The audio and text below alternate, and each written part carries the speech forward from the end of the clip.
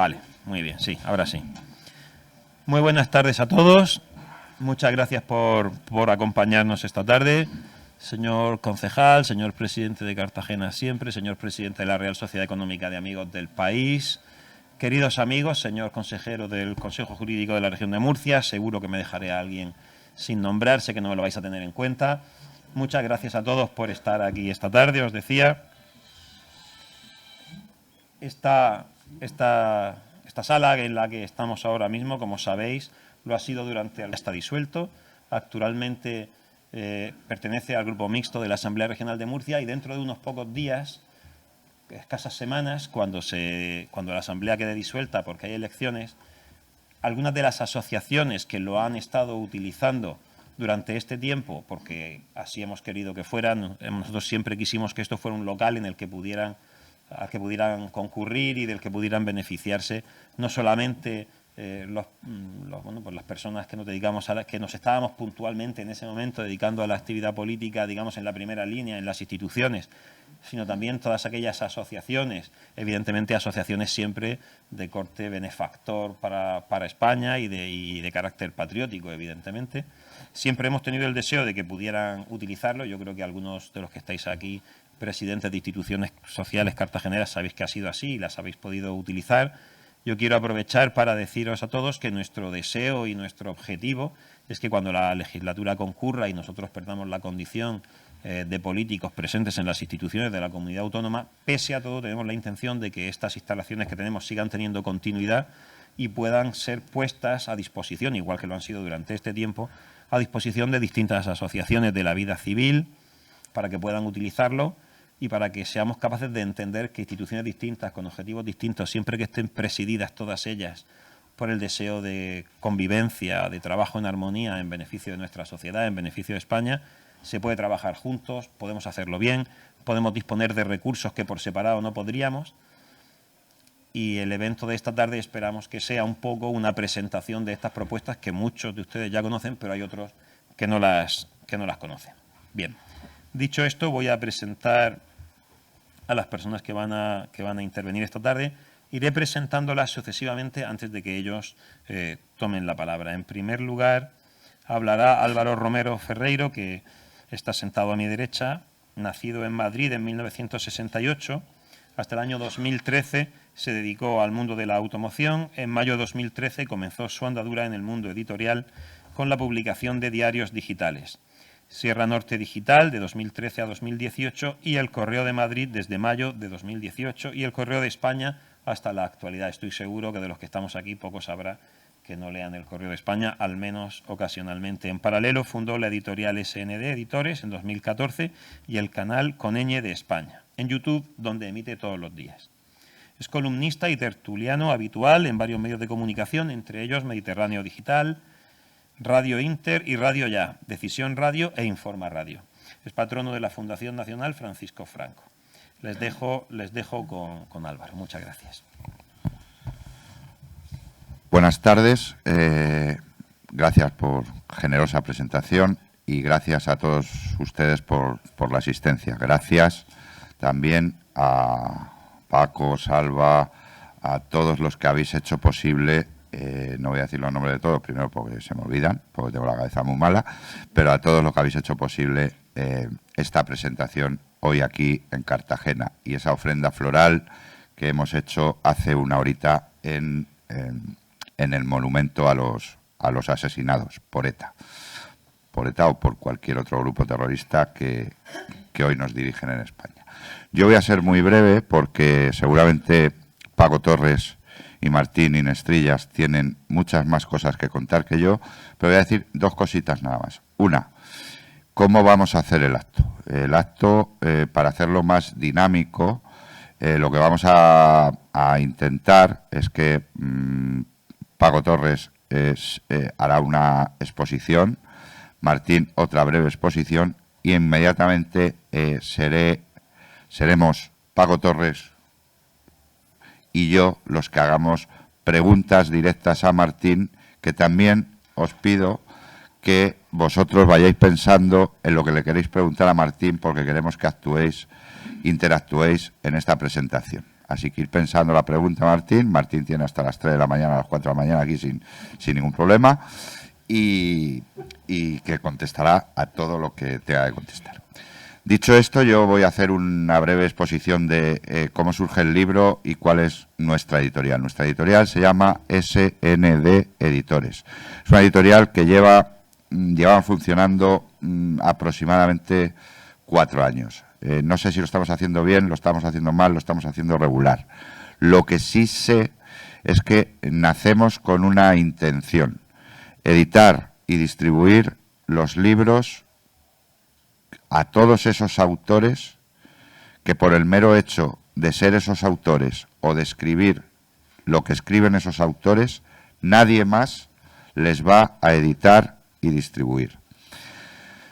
Dicho esto, pues estamos teniendo bastante éxito y de ahí surge el libro que venimos hoy a presentar, ETA, ni olvido ni perdón. ETA, ni olvido ni perdón. Bien es cierto que no es un libro de esas características, dado que no es un autor que llegue a nuestra editorial, como llegan otros muchos, con un libro debajo del brazo en el que, después de un recorrido por todas las editoriales, me dicen: Álvaro, no me lo publica nadie. Entre otras cosas porque se suelen decir verdades que molestan. No, este caso concreto es un encargo que le hago yo al autor, que se llama Jesús Longueira, que es un policía nacional destinado en Vascongadas y en otros muchos sitios de España, que escribe en mi medio, en esos medios que han nombrado que estamos, el Correo de España, el Correo de Madrid, y yo veo que escribe mucho sobre los atentados terroristas de ETA, y le propongo que me haga un libro como hemos hecho, ¿no?, de recuerdo a todas las víctimas del terrorismo. Yo pensaba que me iba a decir que no, porque Jesús Longueira, como os he dicho, es policía nacional y, bueno, todos tenemos que vivir el día a día, y me iba a decir: mira, macho, no me voy a meter en este fregado, y más si me lo prologa Martín, que me vais a arruinar la vida, ¿no?, por ejemplo, ¿no? Y no, el tío fue valiente. Por cierto, no ha podido estar aquí hoy, puesto que él es de Galicia, y me ha dicho: Álvaro, me pilla muy lejos, me manda un saludo a todos los presentes y le da las gracias por vuestra asistencia en su nombre también. Y el tío lo hizo. Y el tío lo que ha hecho es un libro que rara vez, cuando leáis las casi 300 páginas, vais a encontrar opinión. Opinión, qué brutalidad, que... No, es un libro de recuerdo. Un libro en el que dice: tal día, tal hora, en tal sitio, porque este chivato avisó a no sé quién, asesinaron a fulano. Lo vio su mujer desde la ventana y el niño estaba en la esquina derecha. Es decir, es un libro de datos y de recuerdos. Bueno, pues ese libro, como os ha dicho Martín, a los que habéis estado en la ofrenda floral y a los que no habéis estado, os lo digo yo, ese libro lo consideran hoy día, cuando ya ETA no existe, esto lo pongo entre comillas, todos me entendéis, que dicen que no existe, lo consideran un atentado al proceso de paz. Un atentado al proceso de paz que ya anunciaron cuando fuimos a presentarlo a San Sebastián, que, ¿cómo era? Lo escribía un miembro de las fuerzas represoras del Estado, policía Jesús Longueira, un editor franquista, un servidor, y un empresario falangista y ultraderechista, a veces también decían, ¿no? Bueno, yo creo que lo más molesto podía ser lo de la represión del Estado al pobre policía nacional, que lo único que hizo fue jugarse la vida. A Martín no creo que le moleste lo de empresario falangista, y a mí lo de editor franquista, pues qué quiero que les diga, tampoco me molesta mucho, porque hay que decir la verdad. Y así surge este libro. Y entonces yo no voy a decir mucho más, solo voy a decir que este y otros muchos libros de nuestra editorial y de otras muchas editoriales que hay con ese afán de decir la verdad, son merecedores de divulgación. Son merecedores porque yo, si habéis visto esta moción de censura que ha habido estos días, hay un señor que la ha defendido, un chaval joven, que 40 años después se ha dado cuenta de que Largo Caballero provocó la guerra civil. Se podía haber dado cuenta cuando era diputado en el 77 y aprobó la ley de amnistía. No, se ha dado cuenta 40 años después. Pues eso me ayuda a decir que si la gente lee estos libros, lo mismo dentro de 40 años nos encontramos con chavales jóvenes como Ramón Tamames que defiendan que hubo una banda terrorista que después gobernó España de la mano del Partido Socialista. Así que yo no tengo nada más que decir que agradeceros, que este es el origen de nuestra editorial, este es el origen de este libro y muchísimas gracias y espero que lo disfruten. Muchas gracias.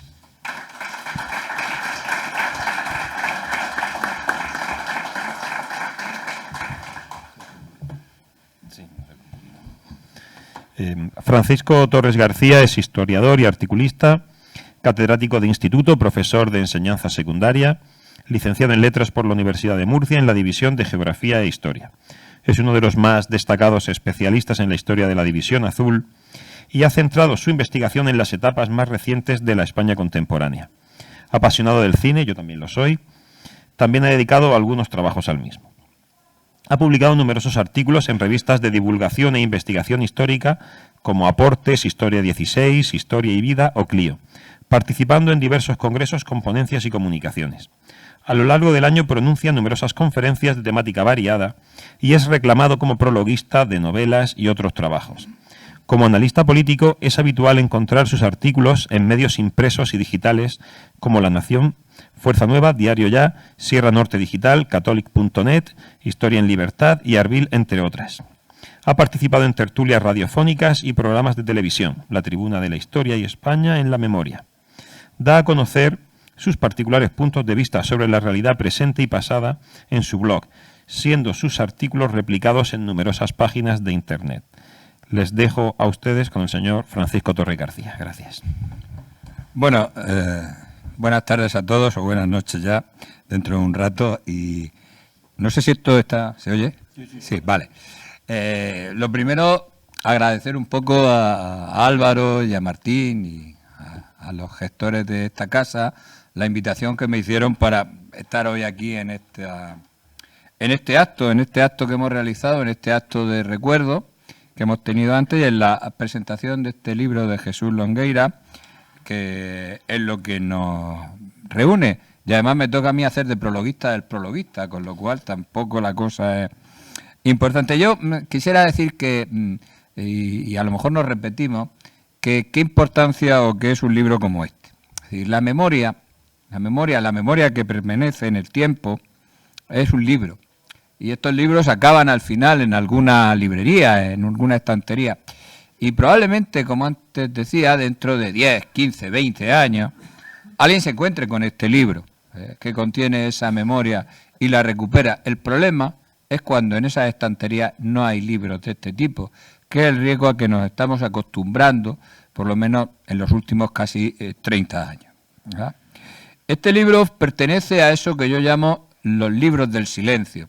Esto es una buena eslogan que podías poner debajo en tu editorial, porque la editorial SND se caracteriza por hacer libros del silencio. Y esos libros del silencio son esos que tienen ese contenido que molesta. El contenido molesta porque estamos en una sociedad que todo aquello que le puede producir cualquier disrupción les molesta. No ya solamente a los del discurso político y el relato político, sino incluso al ciudadano. Todo aquello que le puede traer cualquier tipo de polémica, de enfrentamiento, hay que apartarlo, borrarlo en esta situación en que nosotros veremos. Por eso vosotros veis que este libro pues no tendrá páginas en un periódico, ni tendrá comentarios, ni publicidad, porque es cierto que vivimos en un régimen de libertades, pero en ese régimen de libertades, si no tienes capacidad de trascender, pues prácticamente inútil. Es como si te quedaras a las puertas de una muralla perfectamente rodeada de una ciudad, y esa es la situación en que nos encontramos. Y nosotros tenemos este arma peligrosa, ¿verdad? Peligrosa, que es un libro. Luego hay algo también importante que yo puedo resumir, es qué nos aporta este libro, qué es lo que nos trae. Es decir, para algunos, para nosotros que hemos vivido esta historia, que nos ha acompañado a lo largo de nuestra vida, desde que éramos jóvenes hasta hoy, conocemos esa historia, pero para muchos españoles, de los que tenemos hoy, esa historia ya no existe. Esos nombres ya no existen. Y por lo tanto ha quedado proscrita. Y eso es lo importante, es que esta historia, como otras partes de la historia, están proscritas en la actualidad. Y la mayor parte de los autores además rehúyen este tipo de temas. No es rentable hacer un libro como este, no va a salir en un lado y puedes tener más de un problema. ¿Qué es lo que nos trae?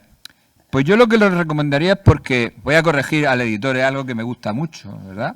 Ha dicho que el libro tiene casi 300 páginas, muy mal, es muy mal propagandista de su editorial, se lo digo siempre, ¿verdad? Porque el libro tiene 350, 349 creo, que para ser exacta, ¿verdad? Bueno, pues yo lo que destacaría es el esfuerzo de síntesis que ha hecho el autor al que antes Álvaro hacía referencia, porque en esas páginas, al final, cuando tú te las lees, encuentras la razón del título, del por qué ese título ni olvido ni perdón. Y luego hablaremos de las dos palabras, olvido y perdón. Y luego es que además pone cara. Eso es un acierto del libro. Es decir, podemos ver quiénes eran esas personas. Están las fotos de ellos en muchos casos, creo que en casi todos. No me molesta en contarlas, pero van apareciendo conforme se les va citando en el libro y por lo tanto ponemos cara a esas personas que han sido borradas. Es decir, pasando las hojas las vamos a ver y por lo tanto podemos sentir un poco qué es lo que se está contando en esas páginas de ese libro. Es como si volvieran del lugar a donde se les ha enclaustrado, porque esa es la realidad, están desaparecidos. Luego hay una precisión, a mí no me gusta el término de víctima, es un calificativo, lo ha dicho Martín también antes en la ofrenda, es decir, ellos son caídos en un combate, y fueron asesinados o han perdido a los familiares precisamente porque los mataron por defender lo que ellos entendían que tenían que defender, que era la patria. Y eso hay que dejarlo claro, porque ese término de víctima a veces esconde una matización, es decir, la víctima, bueno, se pierde el sentido de por qué murieron en algún momento. Luego está ese título ajustado, ni olvido ni perdón. Bueno, pues es que ese título es la antítesis de lo que hoy se ha impuesto, que es el olvido y el perdón. Y ese olvido y el perdón ha trascendido de alguna manera al relato y a la historia de ese relato. Por lo tanto, yo creo que la rotundidad del texto, que además es lo que luego se dimana cuando uno lo ha leído, es también importante. Pero es que además de eso, es que a los que han sufrido en sus carnes el terrorismo, casi se les ha obligado al olvido y al perdón. Y esto quizás sea también algo a destacar que subyace en el libro. Es decir, homenajes oficiales a estas personas hay pocos y además los que yo conozco casi todos, salvo estos que son particulares naturalmente, pues carecen de corazón. Es algo que se hace porque toca la fecha del calendario, casi uno podría decir. Y es que, como antes decía Martín, los asesinos no son los que gocen de libertad, sino que además en cierta manera han ganado la batalla. Lo ha dicho Martín antes, lo ha dicho Álvaro, es que están en el gobierno. Aunque sea como socios de eso que llaman gobierno Frankenstein. Es decir, el gobierno de España, ni ellos podían llegar más alto ni el gobierno de España más bajo. Y esa es la situación en que lo encontramos. Y además se ve como normal. El 90% de la ciudadanía lo ve como normal. Si no, tendríamos manifestaciones, protestas. No, es porque el 90%, o otra cifra, eso me da igual, ve como normal, se ha interiorizado como algo normal que estos señores estén allí, que salgan por el Parlamento, que digan lo que dicen y además le hagan entrevistas en televisión. Luego hay que agradecer, yo particularmente, en que este libro vaya a romper ese muro de silencio. Y yo creo que eso es importante. Es decir, ese muro de silencio está en la historia y en los historiadores, que deberían abordar este tema, el tema del terrorismo, pero no lo hacen. Es decir, ¿por qué no lo hacen? Porque existe una historiografía orgánica de derecha y de izquierda, ¿verdad? No solamente de izquierda, sino de derecha y de izquierda, que opera, actúa, escribe al dictado de lo que toca. Y lo hacen en este tema, mejor no lo tocamos, o en cualquier otro tema. Es decir, siempre lo presentan con una, en fin, forma que se quede como diluida, que no tenga ninguna razón. ¿Y por qué molestan? Porque esto también es algo que subyace en el libro. Es decir, es que los asesinados de ETA siguen molestando, igual que los de otras organizaciones terroristas. Pues básicamente porque la negociación fue siempre el objetivo con el que se hizo la guerra contra ETA, o la no guerra contra ETA, mejor dicho. Es decir, la negociación la hicieron los gobiernos intentaron los gobiernos de la UCD, del PP, del socialismo, hasta la situación que hemos llegado en la actualidad. Y en esa negociación estaba incluido siempre, y esto lo podemos recordar los que tenemos antes, la liberación de los presos, el acercamiento y la liberación. Y en ese no final de la banda terrorista hemos asistido como desde los gobiernos de Aznar pues se produjo la excarcelación y se ha seguido produciendo de los presos de ETA. Pero es que además los que tenemos edad recordamos que ellos tenían un programa político. No solamente el programa militar, sino también militar entre comillas, no me gusta utilizar el término, pero a veces se te escapa. Bueno, es decir, tenían un programa político que se llamaba la Alternativa CAS. ¿Qué ha sucedido con el paso del tiempo? Hombre, que ellos, que se han hecho tan burgueses como los del PNV, aunque no lo digan, pues han acabado renunciando a eso que decían del anticapitalismo, etcétera, que nutría los orígenes de ETA y demás. Y la guerra revolucionaria y desencadenada ese por... No, ahora se han hecho tan burgueses como puede ser un señor del PNV y por lo tanto asimilables a la política actual, que es lo que interesa. Y todo el resto de esa alternativa acá, pues hoy está en el gobierno.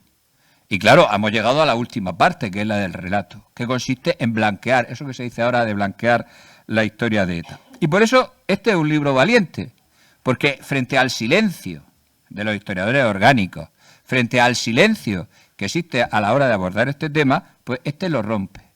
Y trae la voz dormida, eso que tanto decían de esas novelas que hay por ahí. Bueno, pues esto también es una voz dormida, muy dormida, ¿verdad? Porque nos la saca y nos lo trae a la memoria. Y hay algo curioso también importante en esa memoria. Es decir, nosotros...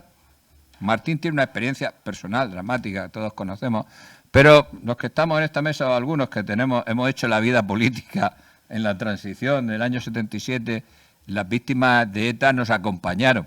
Y en ese proceso recordamos perfectamente cómo ETA era una banda casi desarticulada, con todo el mundo en prisión, 200, 300, prácticamente con escasa capacidad operativa, hasta una nefasta ley de amnistía que les puso en libertad y naturalmente pasaron, ¿verdad? Pasaron a la acción y causaron el rosario de muertes que vinieron después en esos años.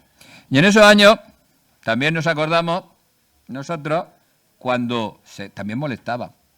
Es decir, cuando esos muertos molestaban y había que enterrarlos en silencio para que no se vieran, y algunos de los que estamos aquí hemos recibido alguna porra de policía que otra cuando hemos asistido a algún acto de esos entierros a las tantas de la mañana que hacían los señores del centro derecha. No lo hacía el PSOE, lo hacían los señores del centro derecha, ¿verdad? Y en este libro aparecen esos que molestaban tanto que había que ocultarlos. Es decir, es que nosotros nos acordamos del Corona de Aragón, de la famosa churrera que había pegado un incendio. La churrera había hecho un incendio en todo un hotel. Ya se reconocen, está en el libro, como víctimas de ETA. Y nos acordamos de las connivencias. Es decir, porque tenemos una vida juvenil en la cual hemos oído muchas veces eso de ETA mátalos, pronunciado por esa ultraizquierda que hoy se llama Podemos, pero que entonces se llamaban de mil maneras en la universidad.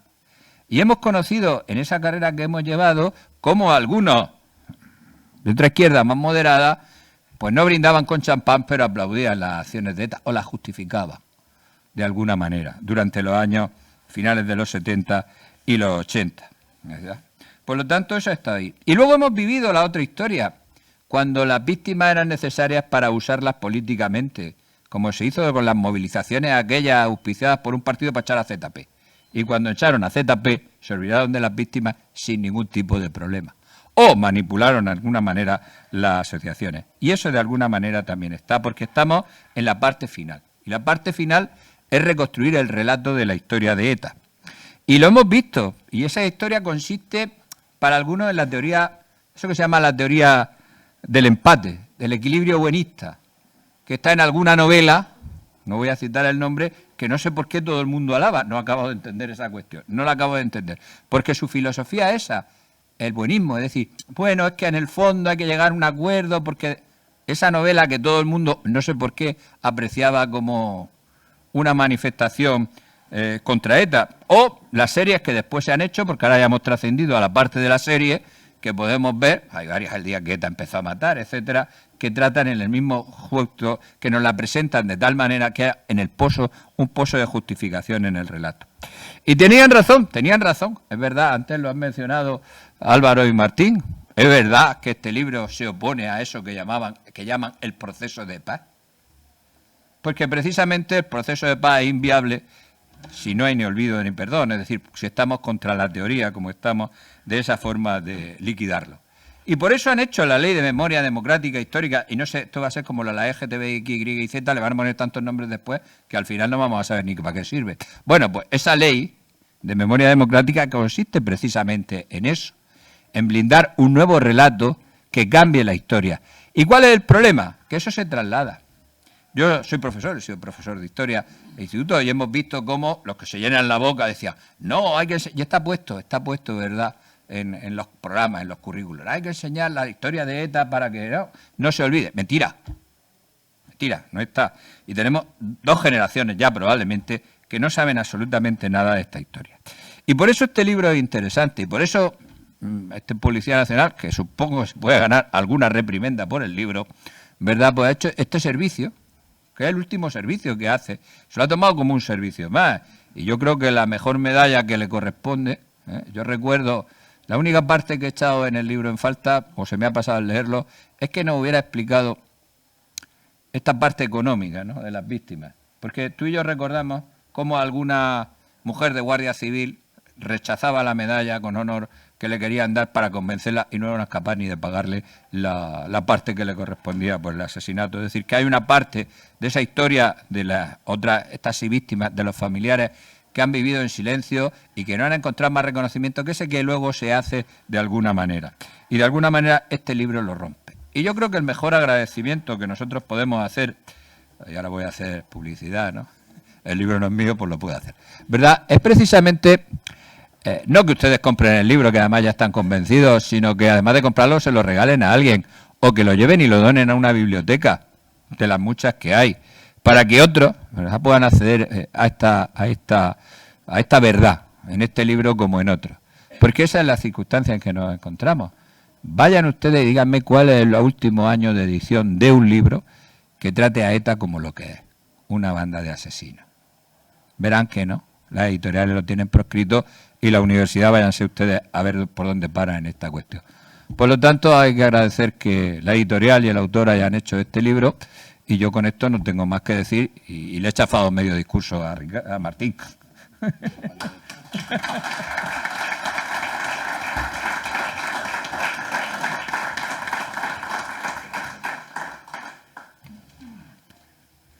Martín Sáenz de Inestrillas nació en octubre de 1964, falangista siempre, militó en Fuerza Joven desde los 12 años hasta la disolución de Fuerza Nueva, donde mandó la centuria de aspirantes y una escuadra de la Guardia de Hierro. Cofundó las Juventudes de Fuerza Nacional del Trabajo y se integró en la Legión de San Miguel Arcángel.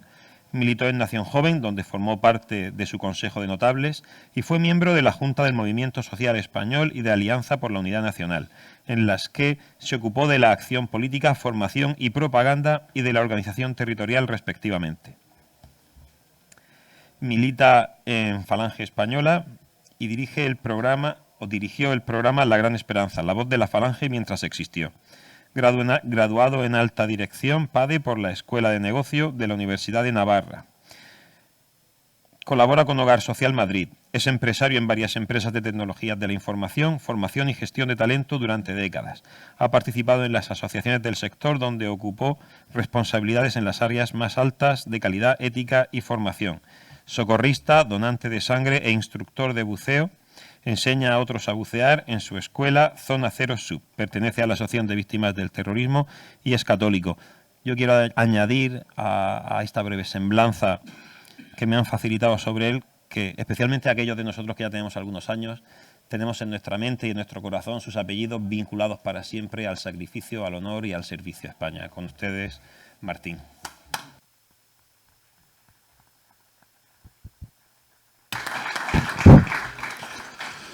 Qué difícil es intervenir en último lugar en este tipo de cosas donde pudiera parecer que casi todo que casi todo está dicho. Máxime cuando además hace apenas una hora, quizá un poco menos, hemos tenido la oportunidad de decir algunas de esas cosas en el monumento a las víctimas, a los caídos, ahí en el puerto. Pero siempre quedan cosas que decir. Y algunas, como le gusta a Paco, algunas que se pueden corregir, ¿no? Por ejemplo, o sea, no, corregirle a él. le voy a devolver la pelota.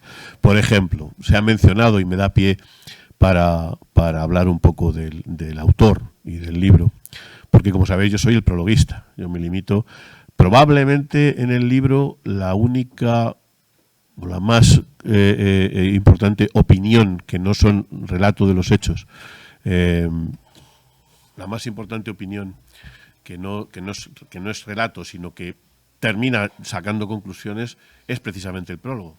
Jesús, policía Policía Nacional, que desde muy jovencito quiso, como todos los policías probablemente, entregarse en cuerpo y alma al servicio a terceros, pues además decidió que lo tenía que hacer en lugar de mayor peligro. Y todos sabéis que el lugar de mayor peligro, o el lugar de mayor peligro percibido, al menos, las cifras no lo corroboran, pero la situación general sí, era Vascongadas. Digo que las cifras no lo corroboran porque, como en todo, en la capital y en Madrid, aunque no sea más que por población, pues todo se magnifica, ¿no? Y casi tiene tantos muertos Madrid como los que se pudieron producir en Vascongadas. Pero lo cierto es que el lugar de convivencia y el lugar donde uno podía desarrollar su vida era mucho más peligrosa en Vascongadas que en el resto de España. Algo que, por cierto, sigue ocurriendo hoy, como ya he mencionado, en el Monumento a las Víctimas. Ese hecho supuestamente terminado no solamente no es tal, sino que las circunstancias lo desmienten, ¿no? Si la policía tiene que venir, la Ertzaintza tiene que venir a darnos protección a un acto parecido al de aquí, en San Sebastián, una protección policial con 50, 60, 70 efectivos, una barbaridad, y tienen que hacerlo con la cara cubierta por pasamontañas, pues no parece que las cosas hayan terminado, ¿no? Como mencionaba hace un rato. Jesús Longueira, el autor, que es el que de verdad ha escrito este libro con... Yo me iba a decir sin apasionamiento, no, seguro que con apasionamiento, pero con mucho rigor, con ausencia en la mayor parte de los casos de opiniones, como bien han reseñado Álvaro y Paco. Quizá, como digo, el único lugar donde sí me permito expresar opiniones concretas es en el prólogo, ¿no? Es donde lo he escrito. Y Jesús tiene alguna conclusión que también podría ser calificada de opinión. Pero lo que él hace, y el cuerpo, el alma de ese escrito, de ese libro, es precisamente dejar de convertir a las víctimas en una relación de personas, de nombres, cuyas generaciones actuales ya no son capaces de repetir. Quizá alguno de mediana edad, un poco más joven, pueda ser capaces de identificar, no mucho, identificar a Miguel Ángel Blanco, que le da nombre a este salón. Quizá alguno, no muchos, puedan recordar de determinadas edades la tragedia de Irene Villa, que vive, pero que, como sabéis, es una mutilada desde bien jovencita por las consecuencias del terror. Pero estoy absolutamente convencido de que el 100% o el 99.9% de cualquier generación actual no sabría quién fue Francisco Casillas, que era el conductor del coche que llevaba a mi padre, por ejemplo, ¿no? Y es que Francisco Casillas hubo casi 1000 en la historia olvidada de ETA. Y digo, Jesús tuvo que decidirse, acotar su volumen, porque escribir sobre el terror en España, como también he mencionado hace un rato, escribir sobre el terror en España es un elemento que te obliga directamente a hablar del marxismo y la izquierda también en España, porque van directamente relacionados. Es verdad que en el resto del mundo, en el resto de Europa, esos dos elementos siempre han ido juntos, también fueron en España, ¿no? que la Baader-Meinhof o el ejército rojo de Italia eran bandas marxistas que ejercían una actividad política en base al terror y a la muerte. Pero a diferencia de las españolas, aunque a ellos les duela, a diferencia de ellos, nunca tuvieron detrás un sentimiento adicional al de la muerte y el terror por ser de izquierdas, que era el del separatismo y el del secesionismo respecto a España. Esa es una característica que afecta al terror de izquierdas en España, que es absolutamente incomprensible desde el punto de vista de la propia ideología.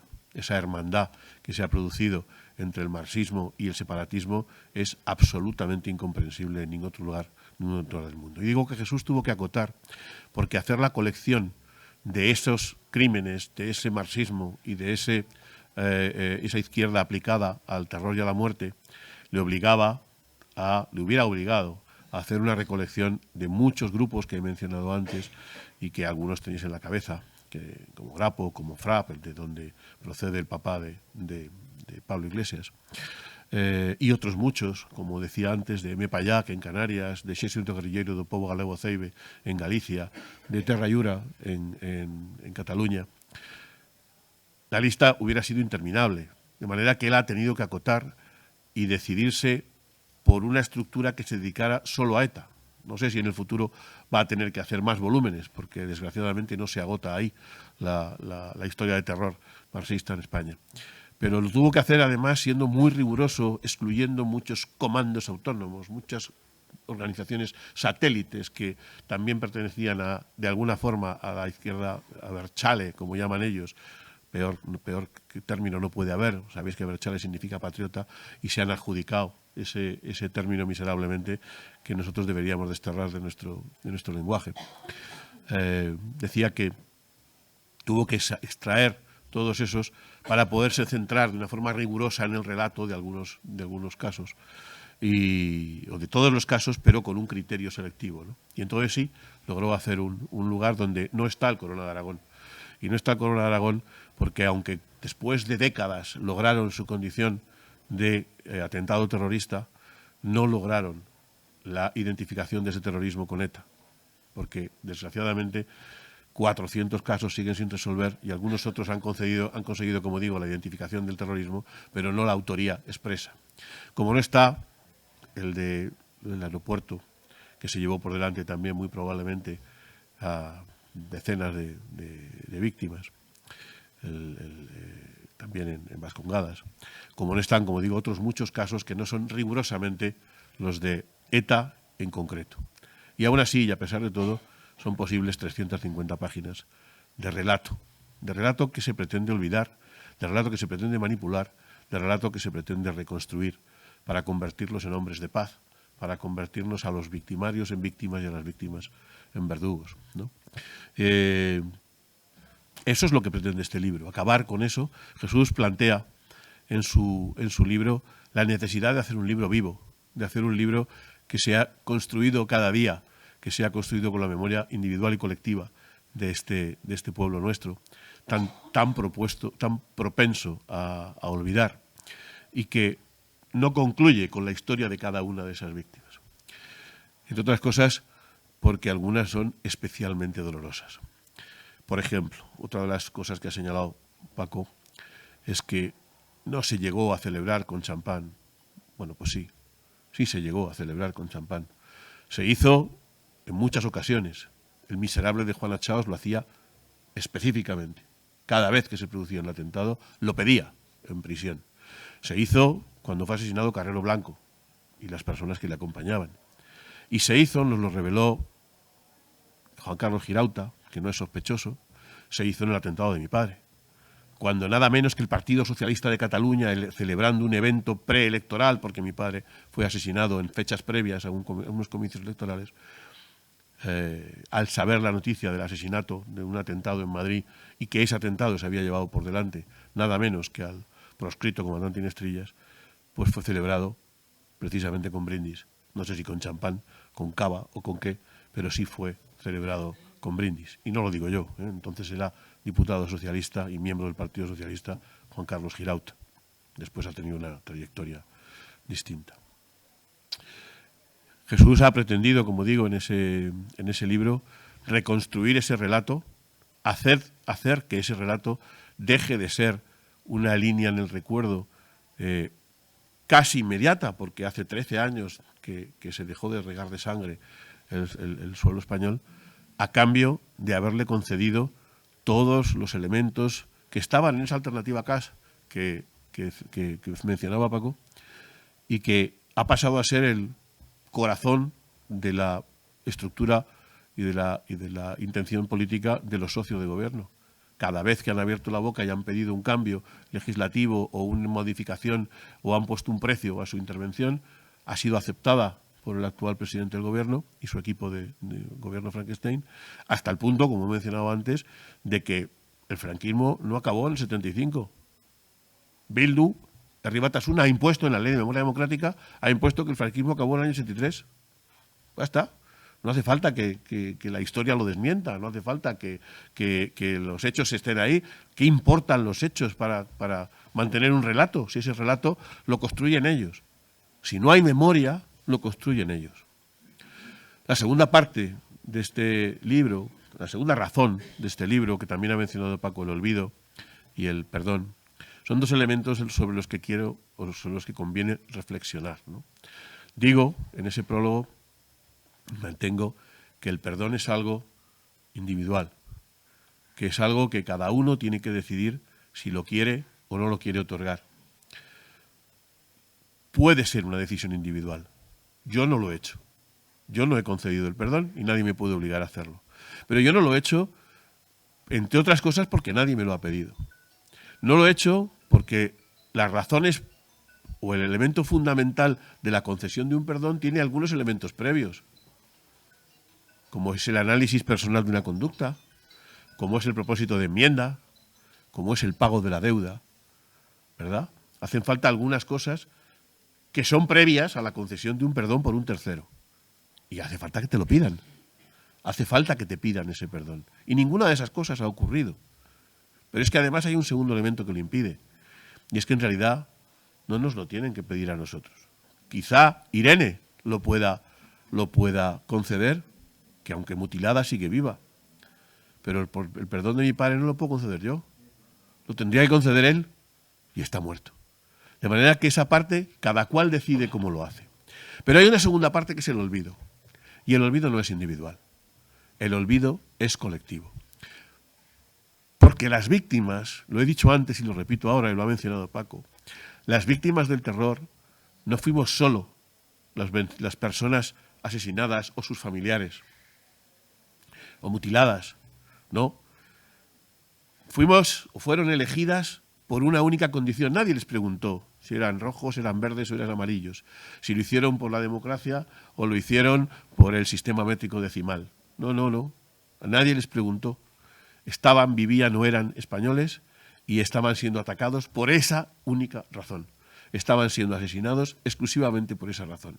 Y por lo tanto, pese a lo que en aquellos años de terror se decía de podía haber sido a mí, algo que encerraba un elemento que a mí me resulta muy triste, y es que pudiera parecer que era más grave o menos grave en función de que me pasara o me hubiera podido pasar a mí, que se percibiera de forma distinta si le pasaba al de al lado o si me hubiera podido pasar a mí.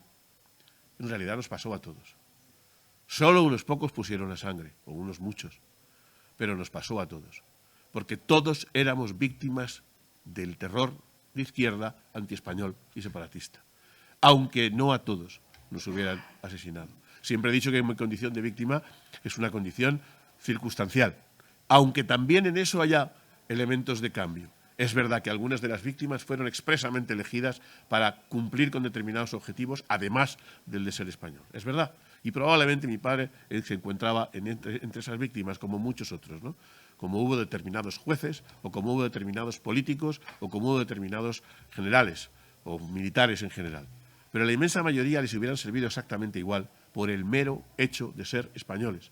Fuerzas y cuerpos de seguridad del Estado, militares, jueces, ingenieros, médicos, daba igual, porque cada uno de ellos estaba cumpliendo una misión Y para ellos eso implicaba suficiente motivo para ser asesinados. Y digo, por eso el olvido no es individual. El olvido es colectivo y está prohibido. No se puede olvidar la afrenta a un pueblo entero. Porque los pueblos que olvidan su historia están condenados a repetirla. Porque los pueblos que manipulan su historia, a los que se les manipula su historia, están condenados a vivir como esclavos de aquellos que la manipulan, como esclavos de aquellos que la tergiversan, como esclavos de aquellos que hacen un relato distinto para convertir, como digo, a víctimas en verdugos y viceversa. Este libro viene a recoger ese espacio, viene a recordarnos a todos que no tenemos derecho al olvido. Allá cada cual con el perdón, allá cada cual. Yo no lo concedo, pero son libres de hacer cada uno de ustedes lo que quieran hacer, como víctimas directas del terrorismo. Lo son, independientemente de que hayan o no puesto sangre en este proceso. Pero no se permitan nunca el olvido. Gracias.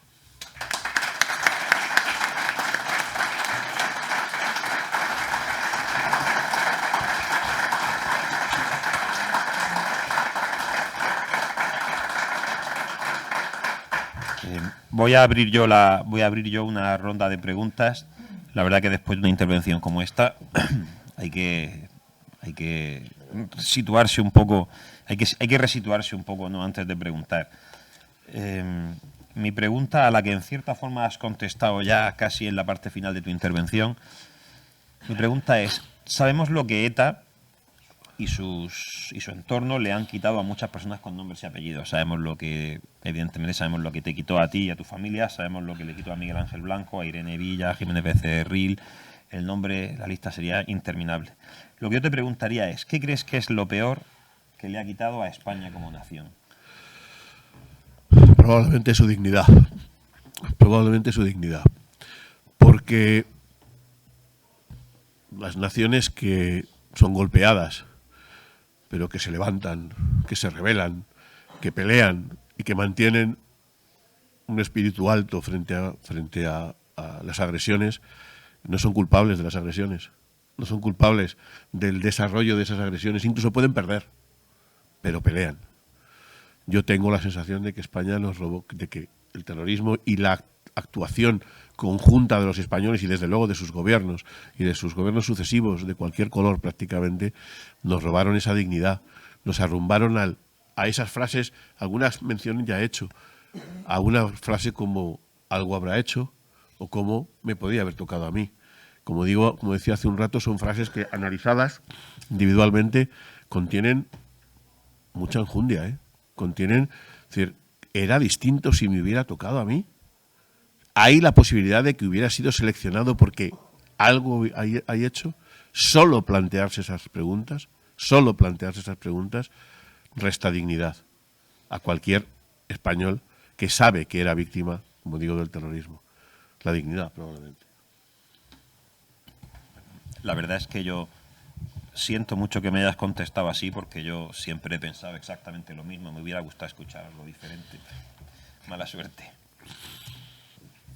Bueno, pues como os he dicho, vamos a hacer un turno de ruegos y preguntas. Yo me gustaría que Francisco Torres también le hiciera una pregunta directa a Martín. Yo ahora le voy a hacer la mía, pero no sin antes seguir incidiendo en el tema editorial y de este libro. El orgullo, por supuesto, Francisco Torres, que le tengo a la izquierda. Si veis la biblioteca que tiene esta casa, pues también es tener los libros que está dedicando en nuestra editorial a Franco, a Blas Piñar, a José Antonio, a la División Azul. Y bueno, pues son cosas que tengo como orgullo editorial. Y este libro también me ha supuesto otra que me enlaza con la pregunta que le voy a hacer a Martín. Aparte de todo lo que hemos hablado, de no olvidar, no perdonar. Bueno, perdonar, ha dicho Martín, que cada uno podemos hacer lo que nos dé la gana, pero olvidar no.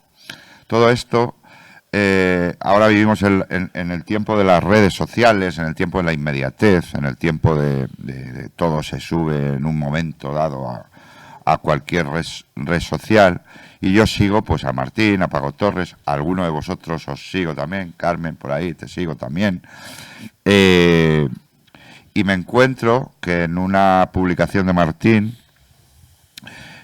hablando de este libro, hablando del acto de San Sebastián, en los comentarios que hace la gente, Martín, después de 40 años del asesinato de tu padre, va a hacer dentro de 2, 3, se encuentra con la familia del el soldado que iba conduciendo el coche de tu padre. A mí eso me emocionó. Yo ya dije, ya para algo ha valido este libro. Martín le decía, joder, hace mucho que nos veo, todo esto comentándolo, y creo que habéis quedado, os habéis visto y tal. Así que mi pregunta, este orgullo editorial de que Martín no es que no se haya preocupado en buscar a los familiares del soldado Casillas, ni que los familiares del soldado Casillas no se hayan preocupado de buscar a Martín, sino que las cosas se van perdiendo y un libro os vuelve a unir, os vuelve a tal.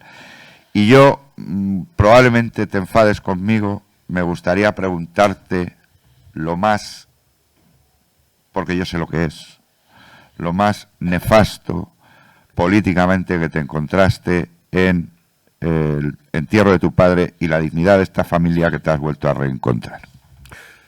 Pues es verdad que a raíz de este libro y de terceros que leen, que comentan las redes sociales, la verdad es que son un arma tremenda de destrucción masiva, pero también son una herramienta enorme de reencuentros y de recomunicación. El soldado Casillas, un chaval de 20 y tantos años, que tenía el único delito de conducir el coche de sus jefes, del comandante Estrellas y del teniente coronel Besteiro, no era nadie, ni política, ni civil, ni militarmente, estaba cumpliendo su servicio militar. Sin embargo, el padre destrozado, la madre destrozada, la hermana, su familia, he dicho hace un momento,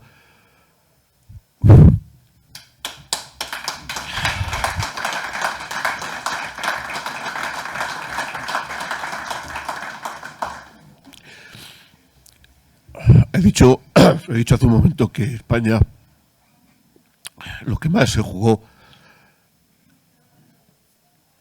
fue su dignidad.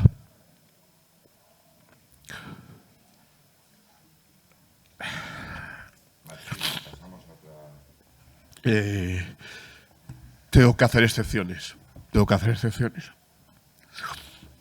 Sin ninguna obligación. La familia del soldado Casillas. Digo la familia porque él ya estaba muerto. Decidió unir su suerte en los acontecimientos posteriores, en los sepelios, en las capillas ardientes, en los entierros, a la suerte de sus jefes, con los que había caído. Aquel circo que se organizaba alrededor de cualquier atentado. Perdonadme un segundo. Aquel circo que se organizaba alrededor de cualquier atentado, en el que se pretendía de un lado salir por la puerta de atrás y no hacer mucho ruido, y por otro mostrar una unidad del ejército respecto a sus jefes y tal, en aquel momento supuso que alguien, bueno, hasta tal extremo, no lo vais a creer probablemente, hasta tal extremo que en el cuartel general del ejército se celebró un funeral con 3 féretros vacíos en Madrid, porque el intento de Gutiérrez Mellado y de otras autoridades de apropiarse de aquellos 3 muertos que se acababan de producir, cuando sabían de sobra que ni eran muertos por la democracia, ni eran muertos por no sé qué, eran muertos que habían sido elegidos por su condición, pero además en su caso con una intencionalidad clara. No podíamos aceptar aquel juego en el que todo el mundo entraba. Lo intentaron con Francisco Casillas, que al fin y al cabo no tenía ninguna formación, intencionalidad ni razón política. fueron sus padres los que decidieron. Ha muerto con sus jefes y con sus jefes se queda.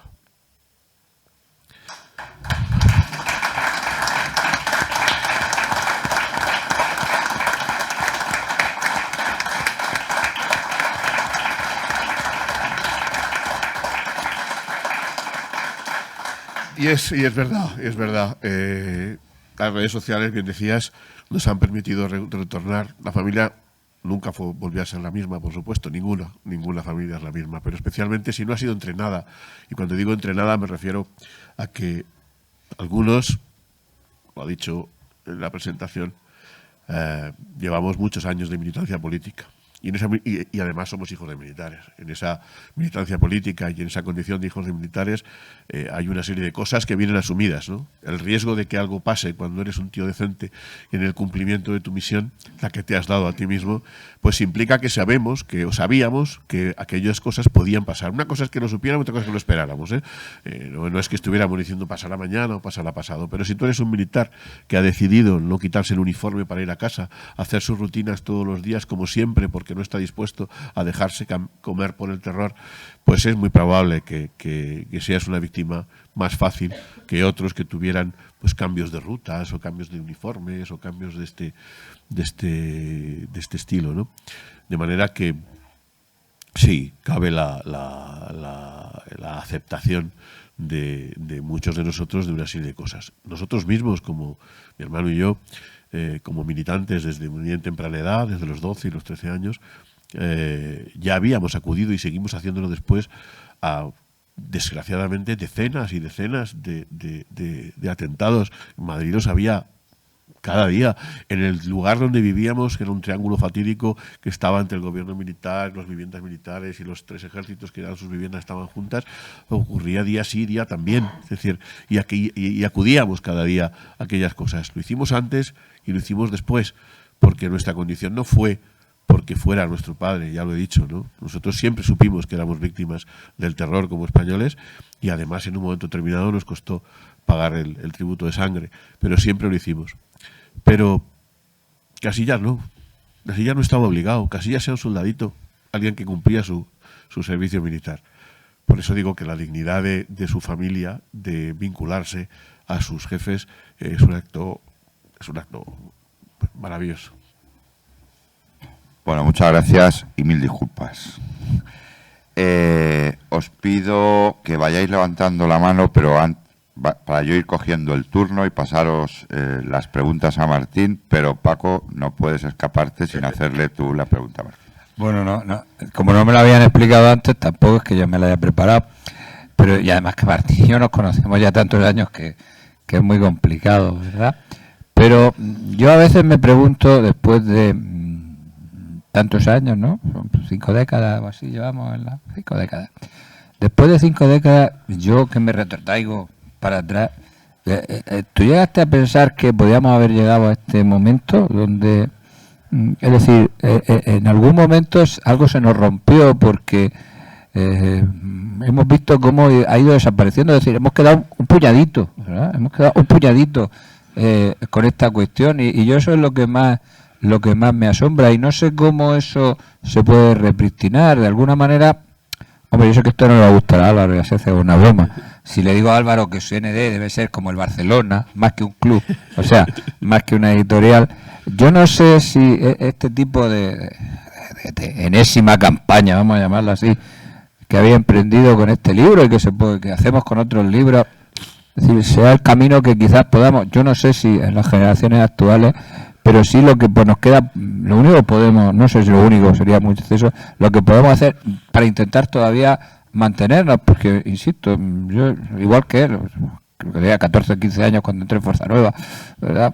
Es decir, llevamos 40 o 50 años, hemos estado en todas las berenjenales esto, y la verdad es que a mí me ha dolido el abandono absoluto, porque, claro, se ha ido reduciendo. En realidad ese movimiento que existió hace relativamente poco ya no existe y no sé cómo se va a reivindicar. Yo es que me temo que acabéis las víctimas directas un poco como le pasa a los 1000 asesinados por los guerrilleros, famosos guerrilleros antifranquistas, conocidos como el Maquis, del cual nunca más se supo o nunca más se sabe, y ha sido borrado, y además ahora estos señores van a ser héroes. Bueno, pues un poco en esa situación, y no sé si este es el camino, ¿no? En el trabajo para intentar cambiar algo. Bueno, cambiar algo. A ver, la primera parte de la pregunta es si yo me imaginaba que esto podía pasar. Y cómo me encantaría poderte decir que no, que ha sido una sorpresa. Pero no ha sido una sorpresa. Lo dijimos y lo vaticinamos durante muchos años y entonces se nos señalaba como si fuéramos unos locos, como si no tuviéramos confianza en no sé cuántas cosas más. Los que dijimos que ETA iba a terminar sentada en el gobierno y que iba a ser la que manejara nuestros destinos, fuimos tachados muchas veces de auténticos locos. Si alguien lo duda hoy, si alguien puede darme un hecho objetivo, un elemento objetivo para decir que eso no es verdad, que por favor me lo diga, porque yo lo que veo es efectivamente que eso ocurre cada día. A partir de ahí, ¿qué es lo que podemos hacer? Bueno, yo creo que se pueden hacer muchas cosas y que en todo caso, yo siempre he pensado que las cosas que hay que hacerlas porque hay que hacerlas, no por el resultado. Si además nos acompaña el resultado, magnífico. Si además de emprender una nueva cruzada memorialística, resulta que eso conlleva una aceptación, un recuerdo, lo que sea en relación con la memoria, magnífico.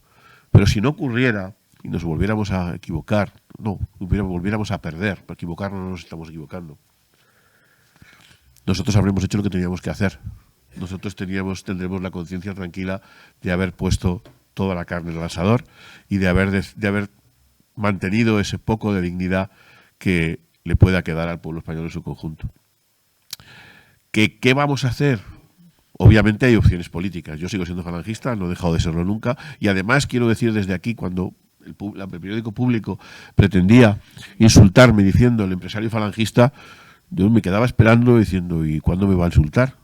¿En qué momento se le va a ocurrir lo de insultarme? Porque, claro, soy empresario, autónomo, emprendedor, de esos que sostienen este país, a pesar de lo que nos hacen cada día los diversos gobiernos, y por supuesto que soy falangista. No sé dónde está el insulto, si era lo que pretendían, no sé dónde estaba. Me quedaba esperando diciendo algo que iba a decirme. Ha sido magnífico que, a raíz de este libro, oye, por primera vez, cuando me han ido a calificar, me han calificado precisamente de lo que soy, de un empresario falangista. Bueno, ya tenemos una primera victoria, ¿no? El reconocimiento de una condición determinada. Quizá me quedé pensando y dije, bueno, a lo mejor lo que querían decir es que si eres falangista, quiero pensar que no es si eres empresario, debe ser si eres falangista, ya no puedes tener la condición de víctima. Es incompatible. No tienes derecho a ser víctima. Puede ser que sea eso.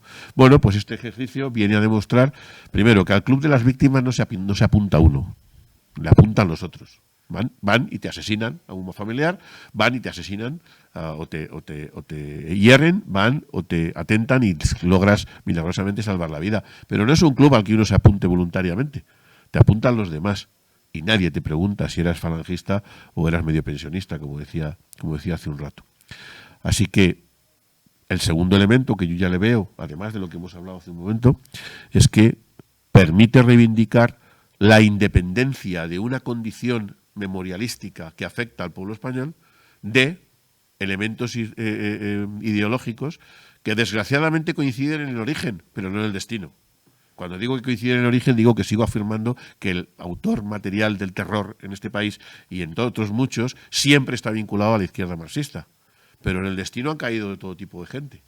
En el otro lado, miserables asesinos se han llevado por delante a personas que desde el punto de vista político no merecen ningún respeto mío, de organizaciones políticas concretas que han sido capaces, por ejemplo, de repudiarnos en San Sebastián el mismo día que se conmemoraba la muerte de uno de sus senadores.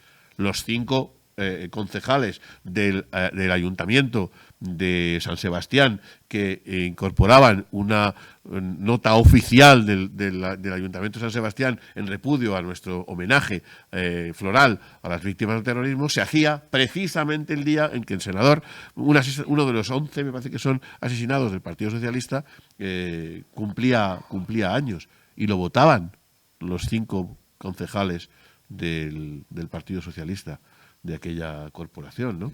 De manera que otra vez hemos logrado, una vez más, uno de los hitos tendría que ver con que el origen está claro, pero el destino ha unido, debería unir, y debería ser una medida a que, insisto una vez más, las víctimas del terrorismo lo son porque son españoles y porque nadie les pregunta de qué color son por las mañanas o cuál es la altura o la longitud de su pelo. No tiene nada que ver.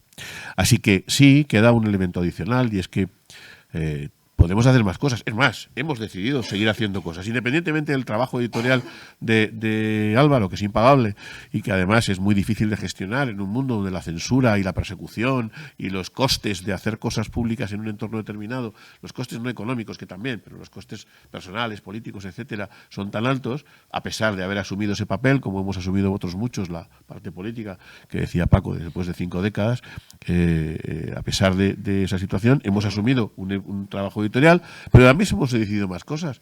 Hemos decidido que es un magnífico sitio para celebrar anualmente un recuerdo a las víctimas, un lugar donde se nos quiere tanto. Así que pueden dar por seguro en San Sebastián y la corporación que pueden ir haciendo fotocopias de la declaración de repudio, y pueden ir encargándole a los servicios de los ertzainas unos dispositivos para que vayan haciendo los turnos, porque vamos a ir todos los años a hacer un memorial, hasta que no sea necesario, hasta que todo el mundo se acuerde, y el día que yo no vaya alguien nos llame y nos diga, oye, que no habéis hecho el memorial, porque todo el mundo recuerde y tenga presente que es un episodio de la historia que no podemos olvidar. Así que sí, hay muchas cosas que hacer que tienen que ver con la actividad política y que deberían estar en la actividad política, que tristemente ha sido abandonada por la inmensa mayoría de las fuerzas parlamentarias.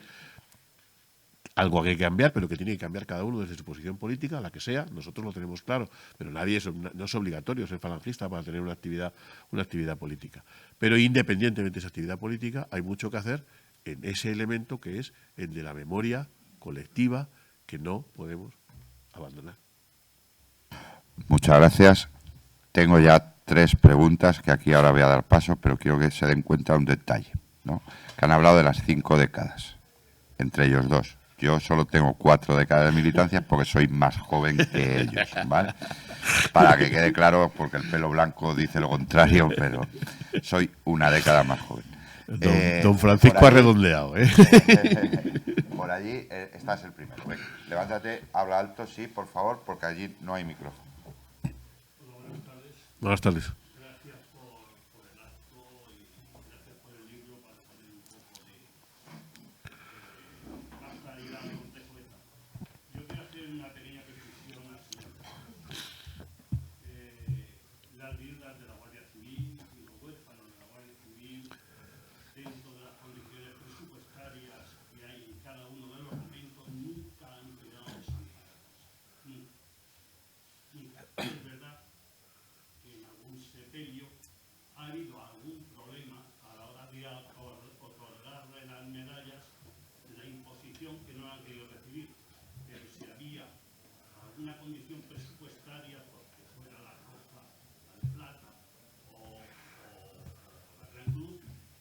Se ha cobrado la ley local, o sea, la Guardia Civil.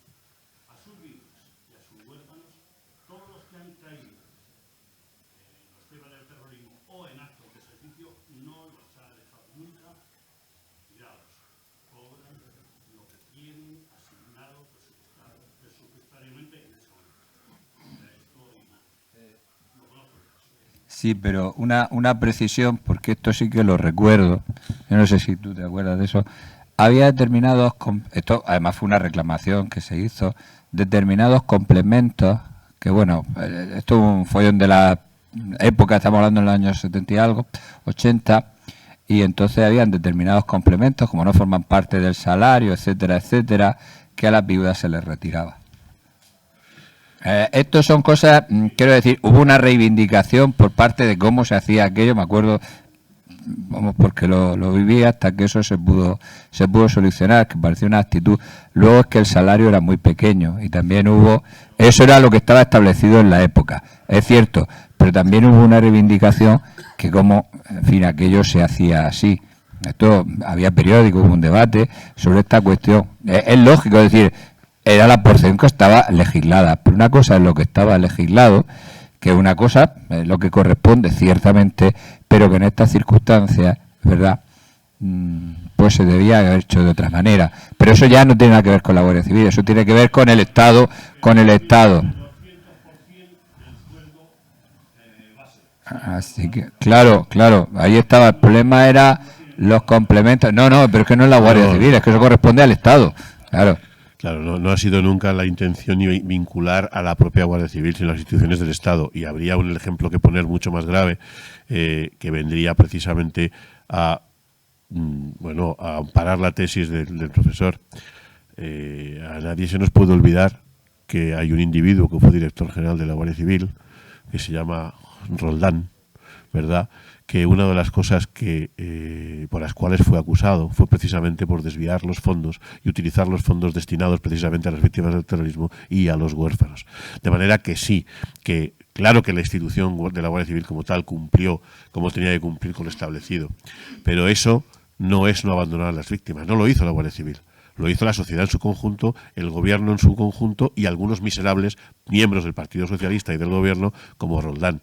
No es una acusación específica a la Guardia Civil, es una acusación de esta sociedad que yo he dicho que fue marcada por la miseria moral, independientemente de que se estuviera cumpliendo con lo que decían los papeles. La viuda de un guardia civil que no tuviera, o de un policía o de otros muchos que no tuviera, aunque accediera a esa doble pensión básica, en muchas ocasiones las pasaba canutas para llegar a final de mes. Canutas, en muchas ocasiones. Sí, indudablemente. Sí. ¿No? Estás completamente de acuerdo. Que no es una acusación específica a la Guardia Civil. No es, eso. Sí. Se trata de lo que... Yo me acuerdo de aquello, además. Se trata un poco de lo que veíamos desde fuera. Sí. Es que uno decía, bueno, alguien ha dado la vida por la patria, ¿verdad? Y bueno, se le aplica lo que estaba establecido. Pero claro, mucha gente, sí, un guardia cobraba muy poquito entonces. Bueno, sigue cobrando muy poquito hoy. Sigue cobrando muy poquito hoy. Aquello era lo que chocaba. Yo recuerdo en el Alcázar hubo una campaña sobre esto, Sí. sobre esta cuestión, sí, para intentar que aquello se... Y recogidas de fondos, ¿eh? Y recogidas de fondos para hacer complementos a aquellas familias, sí. Bastante complicado. Algún concierto, efectivamente, algunos eventos que eran necesarios para complementar la situación real, independientemente de que se estuviera cumpliendo con la normativa. Sí. Pues muchas gracias. Además, yo creo que la aclaración ha quedado que la Guardia Civil queda exento de... Y la Guardia Civil nunca. Si no, todo. Tenemos por aquí la segunda pregunta. Hazla alto para que te oigan detrás, ¿vale? Vale, en primer lugar quería expresarle a Martín mi afecto, por favor, y mi solidaridad por lo que ha pasado y bueno, estoy encantado de haberte conocido. Muchas gracias. Y voy a leer con mucho interés el libro. En segundo lugar, quería preguntarle a Álvaro como editor, soy escritor, entonces actualmente, casualmente, me encuentro escribiendo un libro sobre ETA. Entonces he querido percibir en las palabras de los tres cierta censura o precaución a la hora de escribir sobre ETA. ¿Te refieres a lo que nos encontramos fuera de esta editorial? Sí, realmente sí hay algunos... Tú estás escribiendo un libro sobre ETA, ¿no? Sí. Y la pregunta es si lo... Tú como editor, has encontrado algún tipo de censura. Toda, vamos a ver, no por el libro de ETA, por el libro de Franco, por el libro de la Guerra Civil, por el libro de Paco sobre los divisionarios, por el libro de Tejero, por todos los libros que no son políticamente correctos. ¿Cuál es la censura hoy en día? ¿A mí me prohíben editar? No. Entonces tú eres libre de editar. Qué bien, qué bonito. Pero te voy a esconder tus libros, con lo cual te va a ser más difícil venderlo. Yo soy un hombre muy libre para seguir imprimiendo libros para que me los escondan, Entonces, yo no puedo denunciar una censura, porque lamentablemente en el régimen anterior dicen, yo era una década más joven que eso, no me acuerdo, que había una censura, pero creo que estaba, además creo porque leo mucho a Paco Torres, que es así, que nos lo explica bien, sobre todo tiene un libro que se llama Franco Socialista, en el que explica muchas de estas cosas, que estaba todo delimitado. Yo ahora no sé lo que puedo publicar y lo que no. Yo ahora no lo sé. Yo sí sé lo que me cuesta distribuir y lo que me cuesta distribuir, iba a decir, y lo que no, como siempre edito lo mismo, pues siempre me cuesta distribuirlo, Entonces, yo te respondo con una reflexión al aire, ¿no? Tú estás escribiendo ese libro, yo tengo mi correo abierto a ti, mi teléfono abierto a ti, pero antes de dirigirte a mí, dirígete a más editoriales, por favor. Mi pregunta no era como para proponerte... No, que yo te lo he cogido ya. No, pero es para que tengas, una respuesta. Para que tengas una respuesta a lo que tuya. te estoy diciendo. Sí. Voy a publicarla en Amazon porque yo he publicado con Random House, he publicado una serie de editoriales, pero últimamente lo estoy publicando en Amazon. Bien. El libre. ¿Qué pasa? Bueno, el libre, vale. Bueno, libre entre comillas porque Vale. te lo voy a explicar.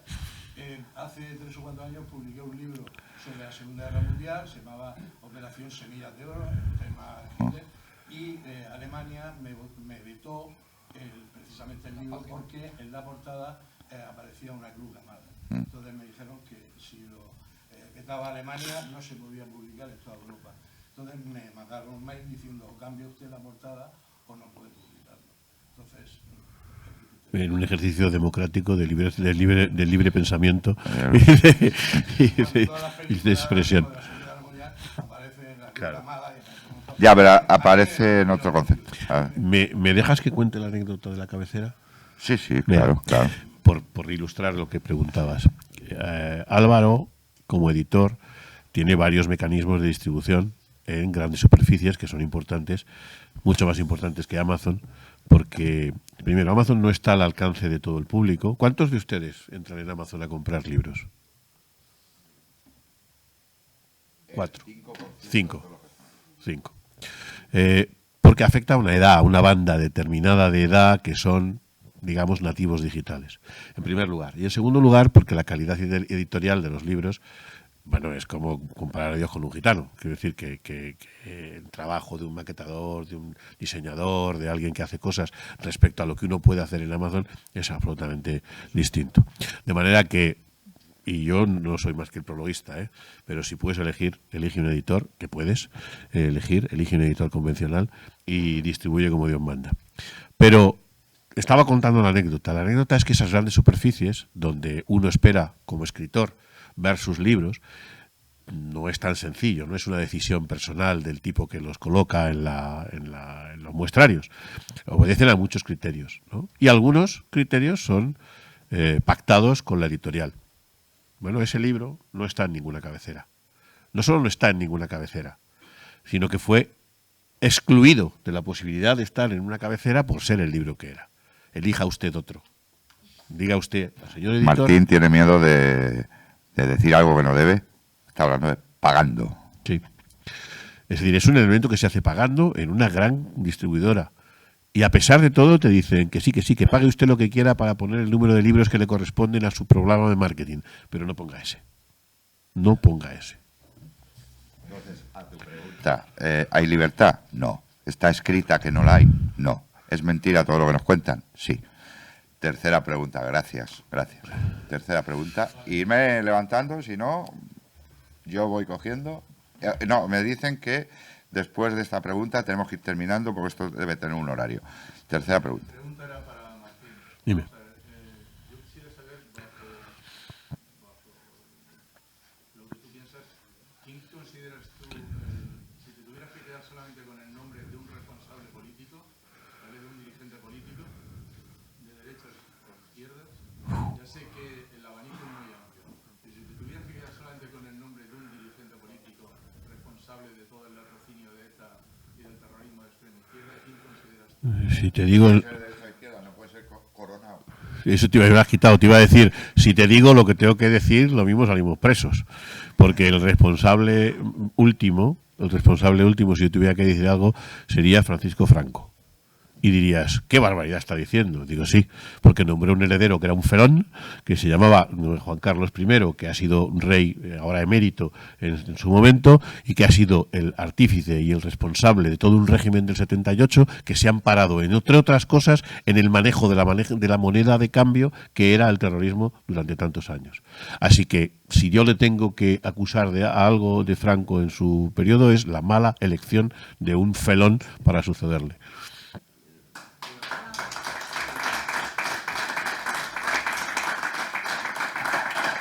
Bueno, tenemos que ir terminando. Tengo 2 preguntas y luego queréis que no me censuren los libros, macho. ¿Qué vamos a hacer, tío? Es el riesgo de elegir autores y prologuistas. Estáis provocando. 2 preguntas, por favor, rápidas, que ya nos están diciendo que tenemos que contestar. 1 y 2, ¿vale? Y terminamos. Primero, alto, por favor.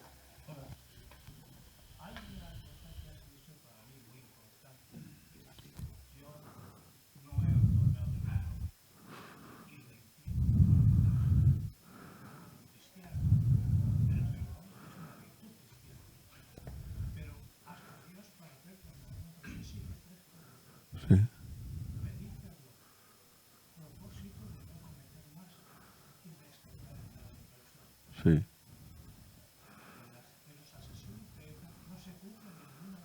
Es correcto, lo he dicho.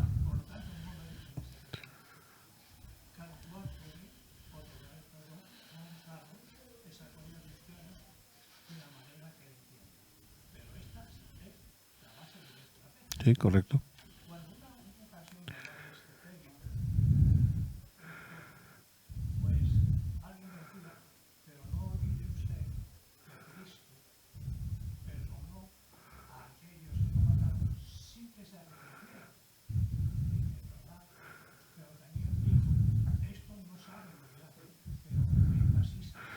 Sí, efectivamente.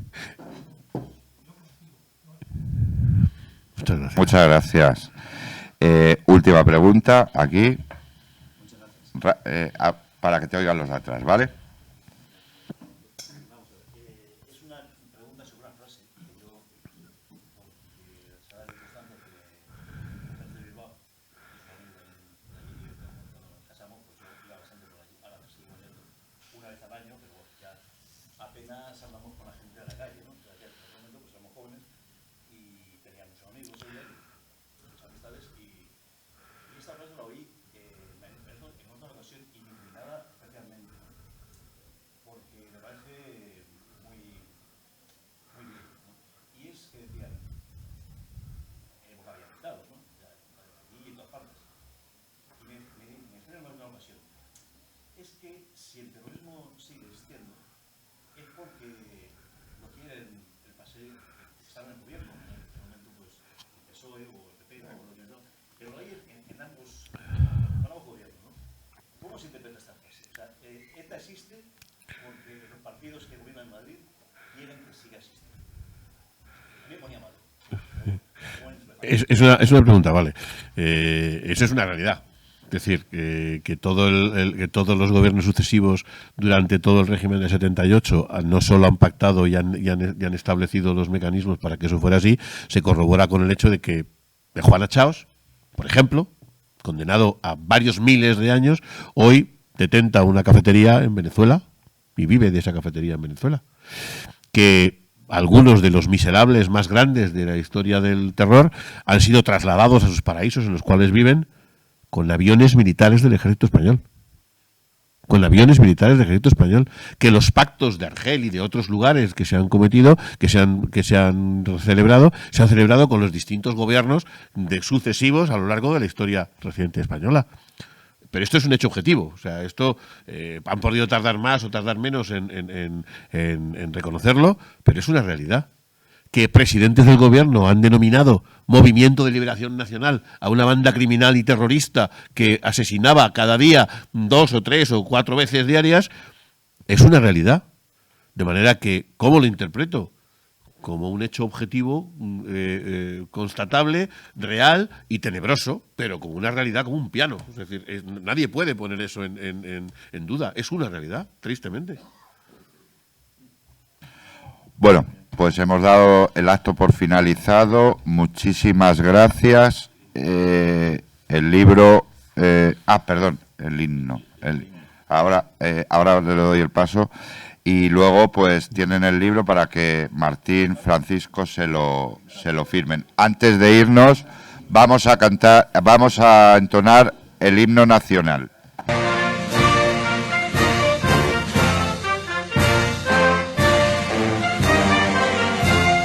¡Viva España! ¡Alzan los brazos, hijos del pueblo español! ¡Que vuelve a resurgir! ¡Gloria a la patria que supo seguir sobre el azul del mar el caminar del sol! ¡Gloria a la patria que supo seguir sobre el azul del mar el caminar del sol! Triunfa España, los yunques y las ruedas cantan al compás del himno de la fe. Triunfa España, los yunques y las ruedas cantan al compás del himno de la fe. Juntos con ellos cantemos de pie la vida nueva y fuerte de trabajo y paz. Juntos con ellos cantemos de pie la vida nueva y fuerte de trabajo y paz. ¡Viva!